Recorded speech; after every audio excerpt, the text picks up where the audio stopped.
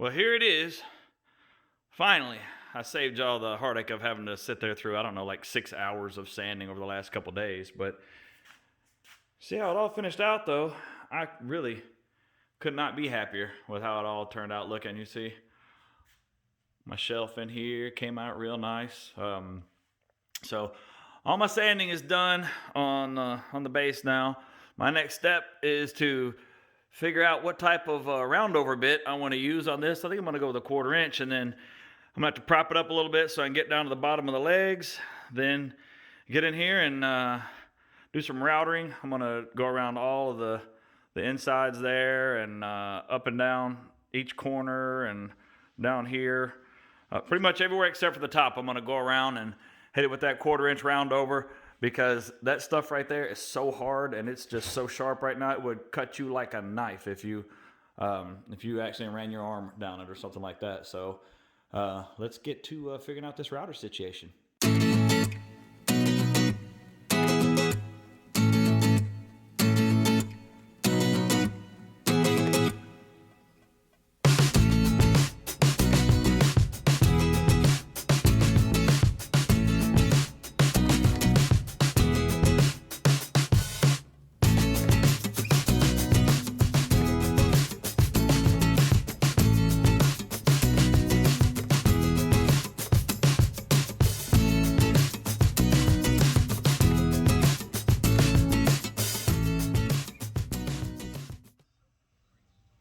Well, there it is, finally.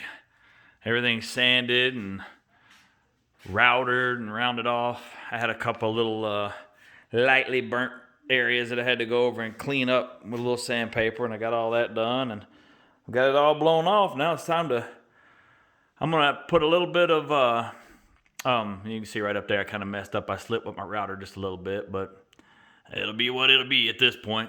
It'll be covered. You won't ever see it anyway. Now it's time to put my casters on. So I'm going to use either tongue oil or some kind of finish like that. I don't know. I have to see what I've got under my counter here and see which one I want to use. Probably going to use tongue oil.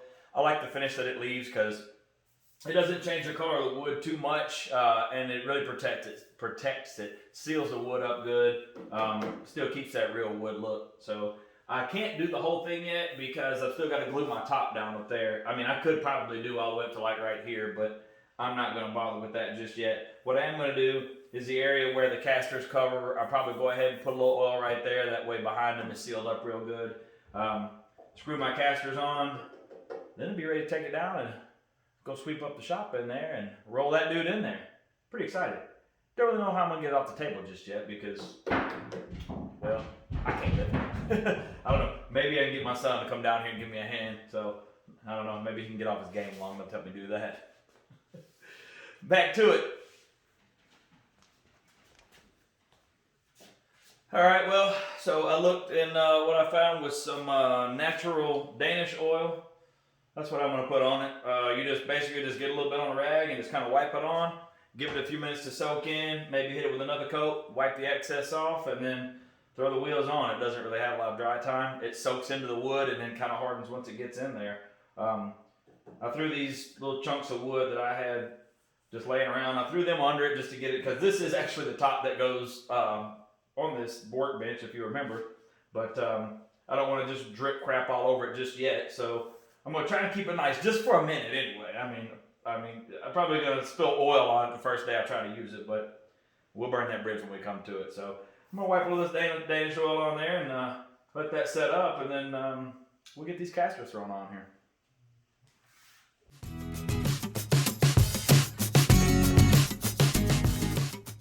Alright, well, it's been about 20 minutes or so I'm going to wipe any excess Danish oil we got on here off, and then we'll throw these casters on, get this dude off here, and get it into position.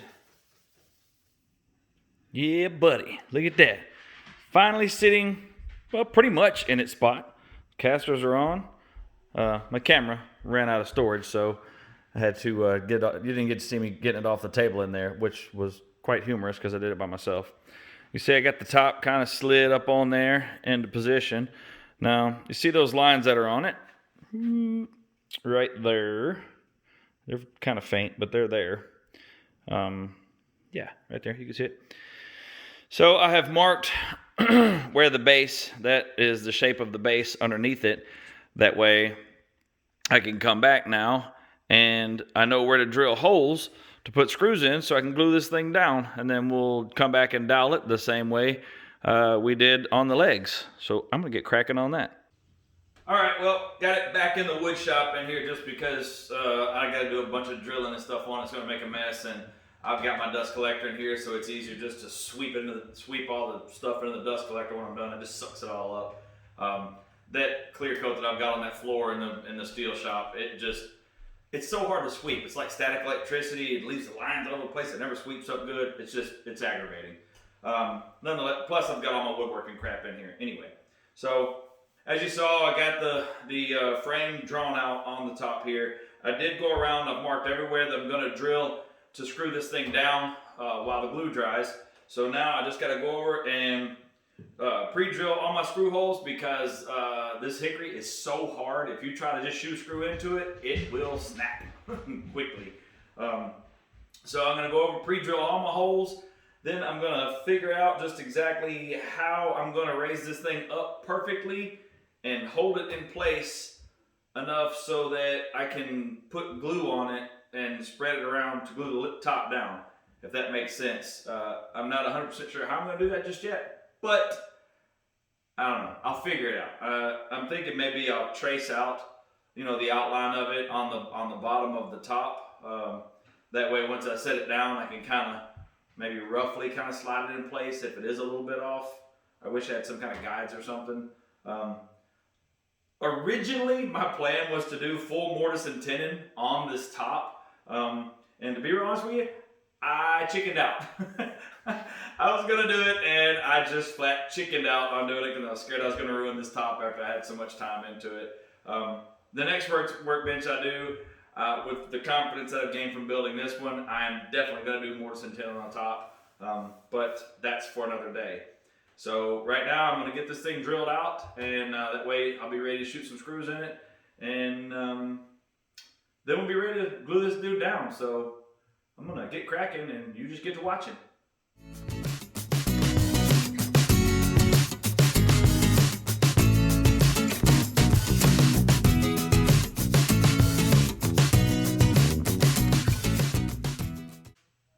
All right, so got all the holes drilled. I got wax paper put on my shelf on the bottom. I got some tape put around the very top of the table or the workbench base. I draped some paper around the outside of it. Hopefully I don't make too big of a mess out of this, but I do like to use a lot of glue. So, we'll see how that goes. I'll put the screws in it, tighten it down, and then go back and try to wipe off, everything I can and make sure hopefully it, doesn't make too big of a mess. I don't worry about the inside of the rails on the base so much, as long as it doesn't get all over my shelf down there, and I don't want it to get all over the outside of the base, because obviously it's all sanded and ready to go. Anyhow, so what I'm thinking is I got these pieces of 2x6 here. I'm thinking I'm just going to pick it up a side at a time. I'm going to turn these up like this, and I'm just going to sit the top on it. That should give me enough room to get under it with the glue, and then spread it out with my little glue roller. Then once I get it all spread out, I'm going to come back, the two middle screws there, I'll probably shoot them down through there and get them where they stick out maybe 1/4 of an inch or so. That way whenever I get ready to take it down off of the blocks here, actually I may do the 4 corners. Yeah, I'll probably do the 4 corners. That way whenever I go to take it down from here, those screws, I can kind of wiggle it, and those screws will hit those holes, and I'll feel it kind of sit down. And then once I get it kind of sitting on all 4, I'm going to put the screws in from the center and then work my way out. That way, whatever little bit of tension might be in it will push out towards the sides, instead of trying to collapse it concave. I can work whatever tension out of it. That's my plan. So fingers crossed. Hopefully the execution goes as well as the description. Wish me luck.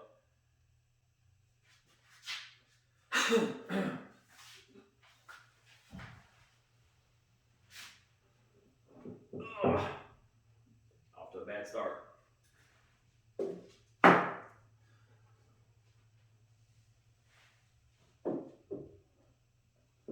That's not gonna work.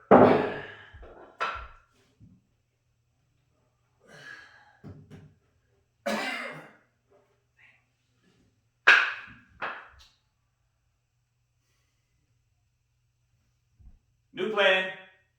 Smile. I can't do camera. Ready? 1, 2, 3. Go ahead. Solid reinforcements. I tried to pick it up on my own. It's like, yeah, nah. Like real quick. Alright. Hang tight, don't go nowhere. This is all happening right now.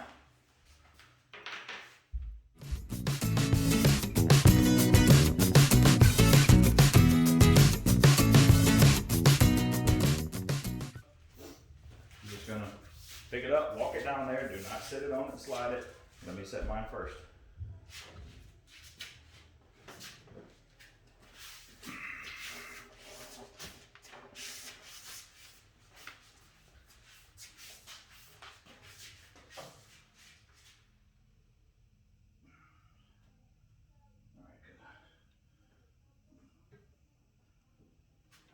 Let me see where I'm at. You can.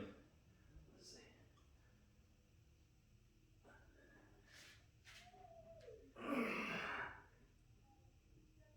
Oh, that's real close.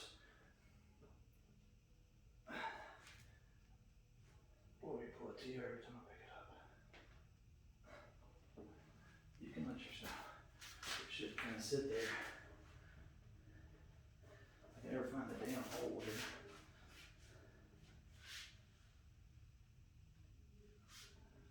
Okay.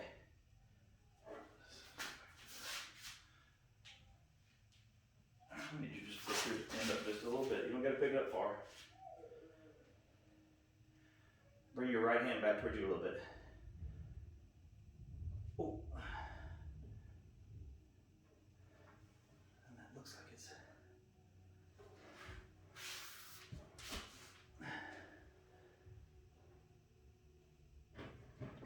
Okay, there it went. There's that one. Yeah, it sat down then, didn't it? Yes, sir. All right. Get out of here, kid. It's getting heavy for a second. Huh? I said that was getting heavy for a second. It weighs a lot. Thank you. Love you, son.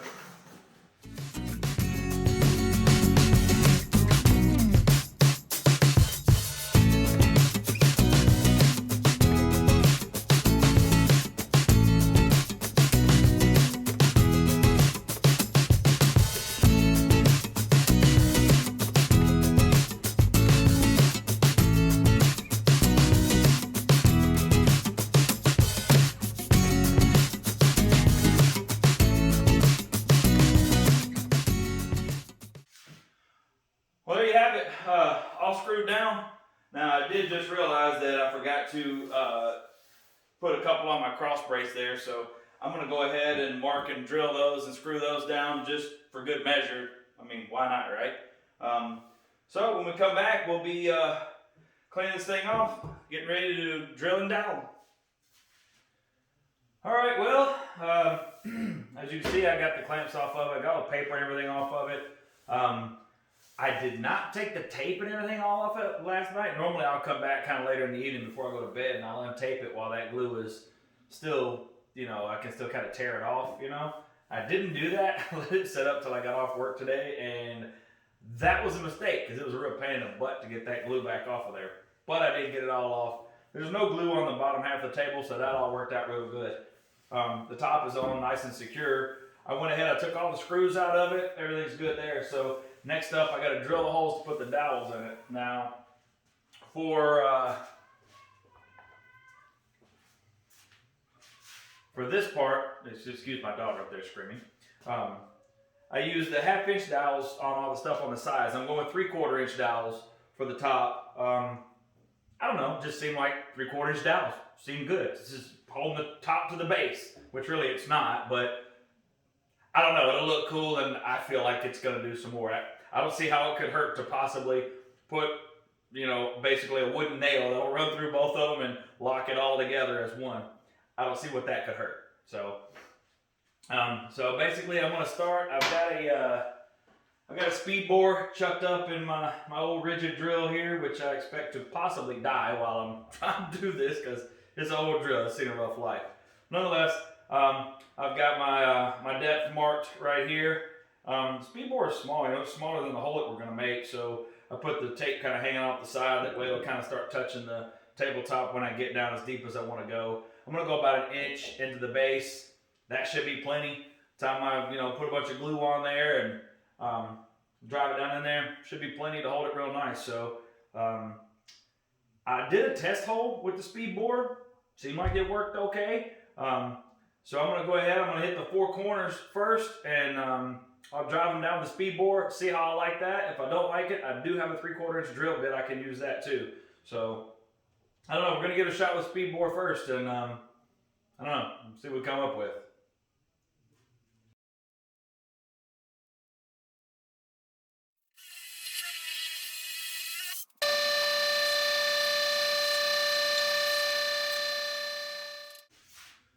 Well, that went pretty good.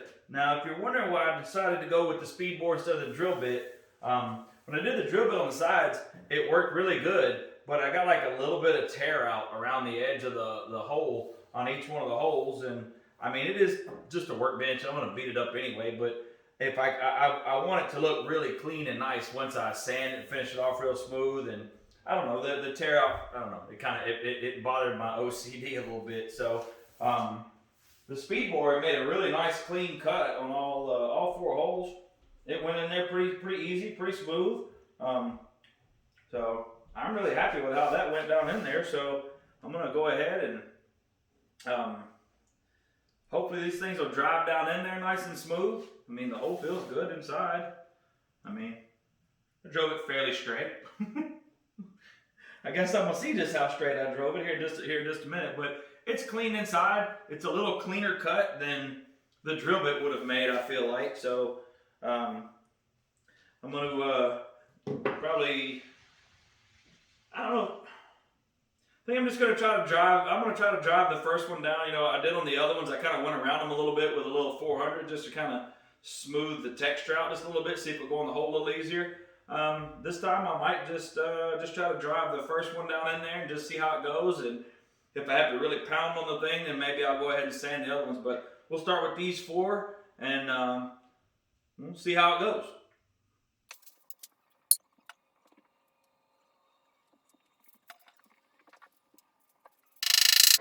Oh, yeah!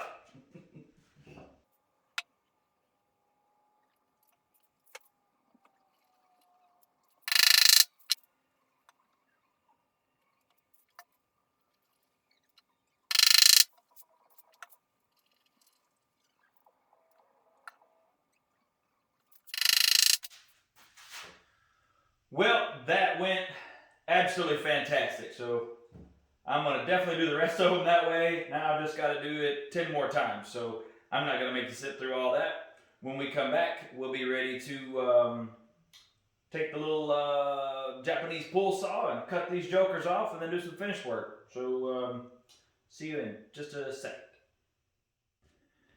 Well, look at that.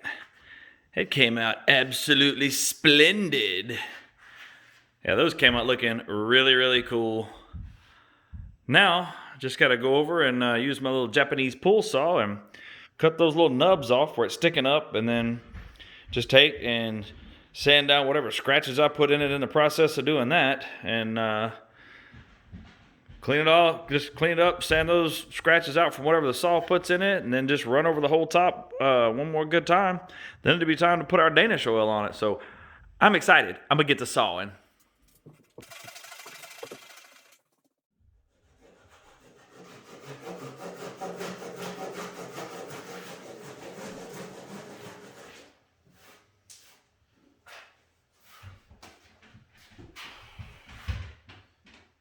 All right, well, that went super fast. Now, I will say I did learn as I was doing it. The first one went nearly perfect. This one kind of got to cutting down because I tried to come straight through it and it kind of cut down to the top just a little bit. That's going to be a pain in the butt to kind of cut out. This one did it too. And then on this one, I started kind of working my way around, not staying in the same spot as I did it. And that definitely made all the difference. So it made it a really nice, clean, flush cut that won't be hard to sand out. So those two, I'm gonna have to probably do a little, I'm gonna have to kind of sand on them a bit, but the rest of them looks like they'll sand out pretty easy. So I'm gonna get some 80 grit on block and kind of knock over this and see how bad it is. Then we'll come back after it with a sander and see what I can do here. Now I get that this is where a lot of you guys would use like a hand plane. I don't have any of those because, well, let's be honest, I really don't want to have to work it by hand. I watch a lot of videos of you guys doing that. It's a great talent, but I just don't really feel like doing all that kind of work. Not when they make machines that'll do it for me. Now, I do have sanding blocks that are hand sanding blocks because that's what I use in my daily life as a body man. I'm going to try to knock over a little bit with that and just see if it'll smooth out. I do have one little hand plane I got from Wish right here. Never tried to use it before. I guess now's as good a time as any to give that a shot.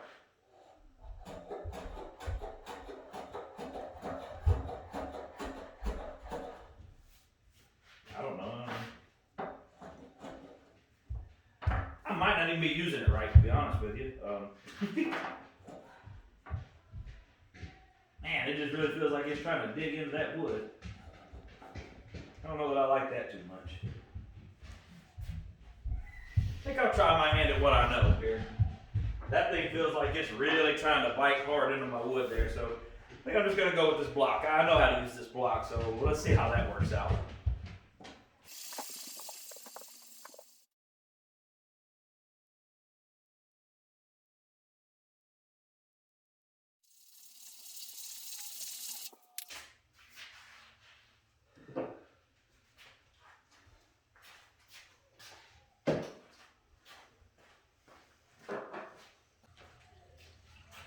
Alright, well, I got it all sanded off and prettied up. I kind of spared you doing all that because it's really repetitive, me doing a bunch of this right here. But everything's all sanded off smooth.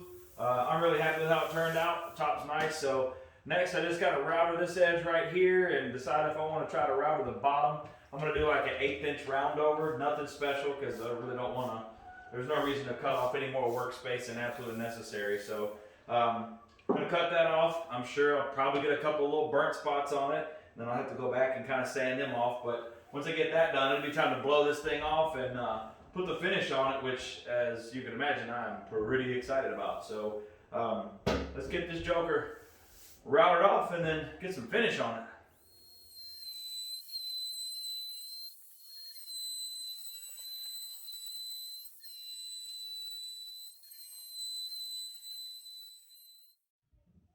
Well, that went easy enough. So I did have a couple little small burns, so I'm gonna go over and hit them real quick and blow this thing off good, sweep the floor all up, and get ready to put the finish on. So when we come back, we'll be ready to wipe some Danish oil on this dude and see what it's gonna look like in the end here.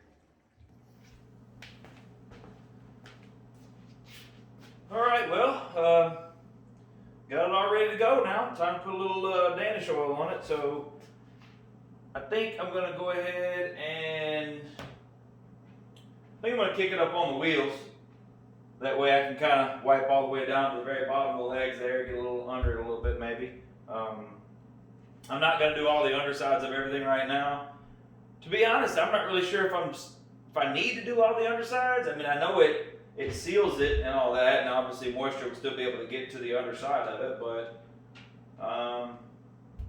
I don't know. I'm going to have to investigate it a little further. I can always come back after the fact and tilt it on its side and do everything underneath, and I may do it later anyhow, but right now I just want to get the finish on the top sides of it. So I'm going to kick the wheels, get it up, and then we'll wipe some Danish oil on it, and I'll come back and I'll give you a close-up and we'll see what it all looks like.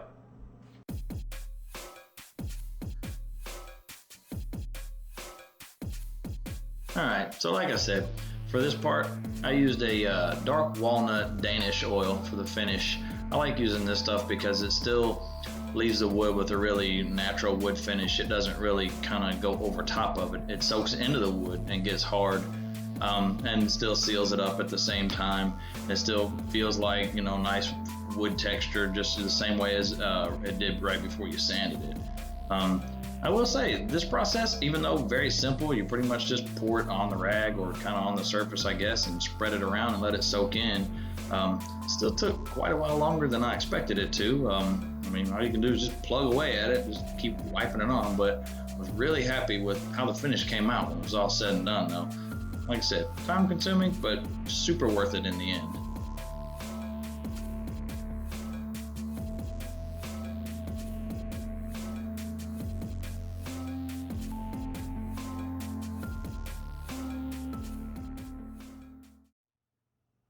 Ta-da! All finished and resting in its new home. So it came out looking really, really cool. Really happy with how it turned out. I would have liked to, originally I was going to use the natural color Danish oil. That's what I had. That's what I wanted to use. But unfortunately, when I went to Home Depot to buy enough of it to do this whole project, they didn't have any more natural. The best that they could do was medium walnut. And so I got that, and I did a little test piece with the medium walnut, and it didn't look like it changed the color too much, but as you can definitely see, it did darken it up some. Now, I'm not unhappy with the way it looks. I'm actually really happy with how it turned out. I would have liked for it to have been the natural finish, but I'm still very happy with how it turned out. So with all that being said, I'm really happy with it. It was a super fun project. I learned a lot in doing it. Definitely, it gave me the confidence to do more things with trying to use more traditional joinery, and I really enjoyed the wood doweling part of it. It's going to be super useful, really sturdy and strong, which is what I needed. It's going to almost be a shame to throw a big greasy axle up on top of it and weld on top of it and all that kind of stuff, but and at the end of the day, that's what it's for.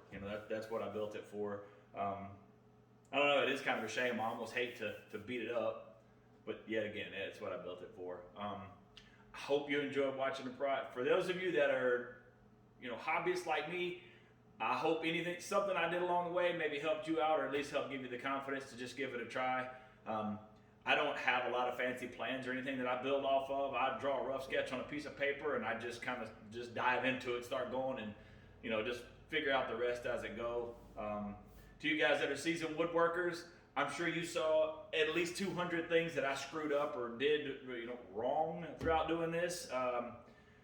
Whatever, I got it done. I'm happy with it. If I screwed something up on the way, maybe I'll find it down the road and I'll be able to fix it as I get better. But I'm still super happy with it. It was built for a purpose, to work on that truck sitting right over there, and anything else I can throw at it. I am beyond happy with it. So thank you for watching. As always, like, subscribe, check out my other videos. For those of you that just tuned in to watch me build this table, you need to go check out the War Machine Project. It's a kick-ass truck.